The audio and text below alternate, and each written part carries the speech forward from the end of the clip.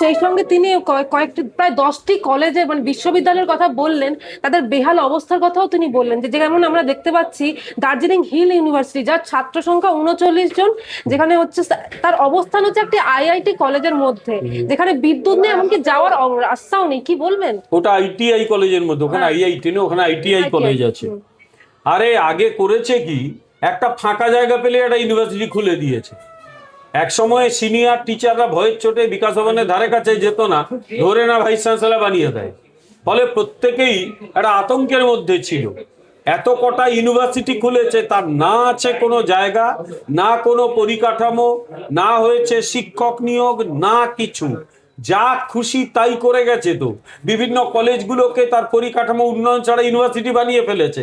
ফলে সেগুলো কলেজই থেকে গেছে, কিন্তু ইউনিভার্সিটির কাজ চলছে ওখানে।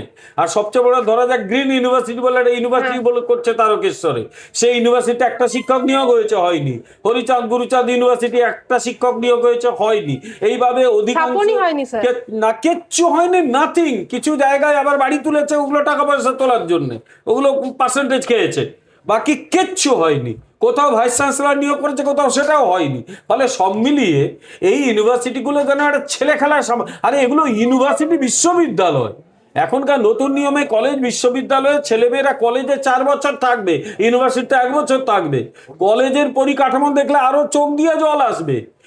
অনেক কলেজে ফুল টাইম একটাও ভ্যাকেন্সি নেই, কলেজ ডিপার্টমেন্ট চলছে, 4 বছর ধরে ছেলেমেয়েরা সেখানে পড়বে। সেখানে 4th ইয়ারে গিয়ে তারা করবে, মানে 8th সেমিস্টারে গিয়ে তারা দেবে, ডিসার্টেশন পেপার তৈরি করবে। এই অবস্থায় পশ্চিমবাংলা দাঁড় করিয়ে দিয়ে চলে গেছে, প্রথমে সিপিএম, তারপরে ওই তৃণমূল। ফলে একেবারে ওভারঅলিং যাকে বলে, সেটা না করলে পশ্চিমবঙ্গের উচ্চশিক্ষা একদম বাঁচবে না।